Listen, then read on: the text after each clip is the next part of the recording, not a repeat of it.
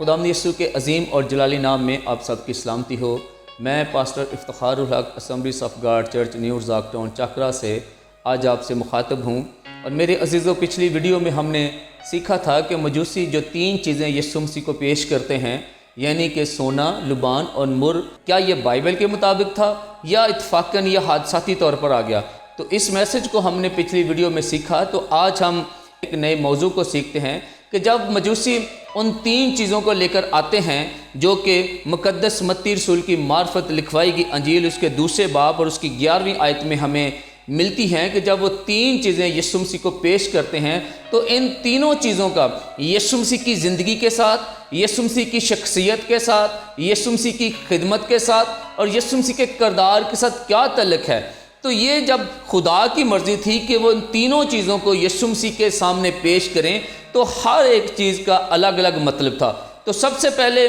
مجوسی جو ہے وہ اپنا جب ڈبہ کھولتے ہیں تو سب سے پہلے وہ دیتے ہیں سونے کو۔ تو سونے کے بارے میں اگر ہم پڑھیں تو سونا جو ہے وہ علامتی مفہوم جو ظاہر کرتا ہے یسوع مسیح کے بارے میں کہ سونا جو ہے وہ ایک بادشاہی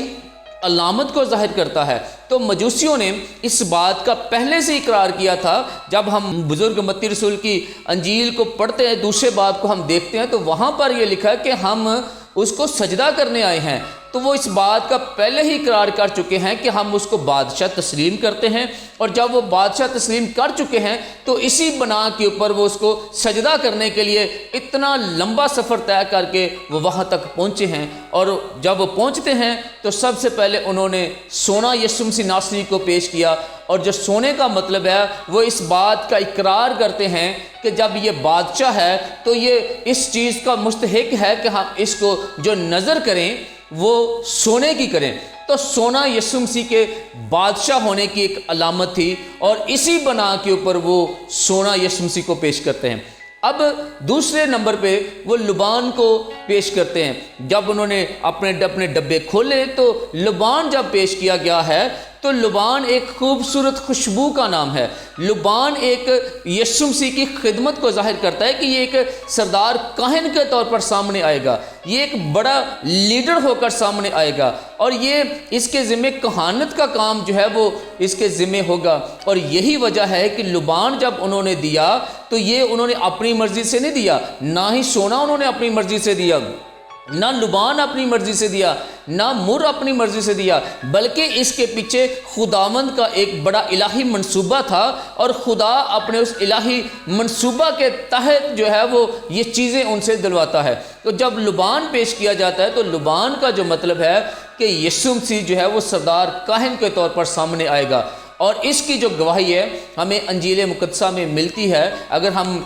پولس رسول کے خط کو دیکھیں، عبرانیوں کے نام جو لکھا گیا خط ہے، تو وہاں پر ہمیں واضح طور پر پتہ چلتا ہے کہ وہ کیسے جو ہے وہ سردار کاہن بنا، اور کیسے وہ سردار کاہن کے طور پر اپنا ہی خون لے کر پاک ترین مقام میں باپ کے سامنے حاضر ہو گیا۔ تو یہ جو لبان ہے یہ اس طرح اس کے کہانت کی جو خدمت ہے اس کی عکاسی کرتا ہے، کہانت کی جو خدمت ہے اس کو اجاگر کرتا ہے کہ کیسے ہمارا مسیحا جو ہے وہ نجات دہندہ ثابت ہوا، اور اس نے جو ہے وہ کہانت کا کام کیا۔ اور اب تیسری چیز کے اوپر اگر ہم غور کریں تو تیسری چیز جو انہوں نے پیش کی ہے وہ ہے مر۔ یہ بھی ایک خوشبو کو ظاہر کرتا ہے، اور مفکرین بائبل کہتے ہیں کہ اس کو جتنا زیادہ پیسا جائے،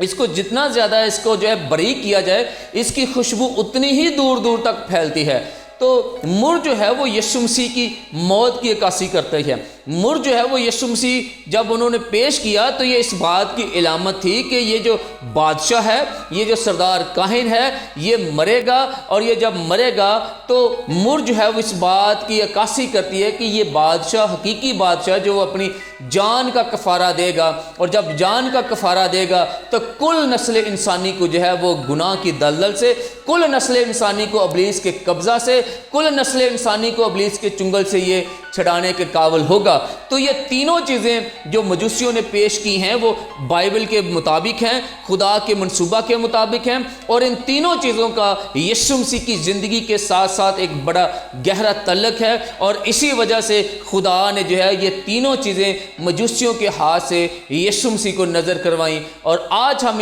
ان چیزوں کو سیکھتے ہیں کہ ان کے وسیلہ سے یسوع مسیح کی زندگی ہمارے لیے کیسے بابرکت ہے، اور ہم اگر یسوع مسیح کے ساتھ جڑے رہتے ہیں، کلام کے ساتھ جڑے رہتے ہیں، تو کیسے ہم جو ہے وہ بابرکت ہو سکتے ہیں، کیسے ہم نجات پا سکتے ہیں۔ کیونکہ جب یسوع مسیح اپنی موت کے وسیلہ سے ہمیں زندگی بخشتا ہے، تو وہ زندگی جو صلیب پر اس نے دے دی، اس نے موت کو لے لیا، اور زندگی جو اس کے اندر تھی وہ زندگی اس نے ہمیں ٹرانسفر کر دی، تاکہ اب سے جب ہم نے یسوع کو قبول کیا تو آئندہ ہم مردگی کی حالت میں نہیں بلکہ زندگی کی حالت میں آ جائیں۔ تو اس طرح آج میرے عزیزو ہم یہ سیکھنے کے قابل ہوئے کہ یہ تینوں چیزیں جو پیش کی گئی ہیں، جو یسوع مسیح کو نظر کی گئی ہیں، ان کا کیا کیا مطلب ہے، اور یہ کیسے اور کیوں کر جو ہے وہ یسوع مسیح کو پیش کی گئی۔ اور میں امید کرتا ہوں کہ آپ ان تینوں چیزوں کو اچھی طرح سے سمجھ گئے ہوں گے۔ اور آخر میں آپ سے یہ التماس کرنا چاہتا ہوں کہ اگر ہمیں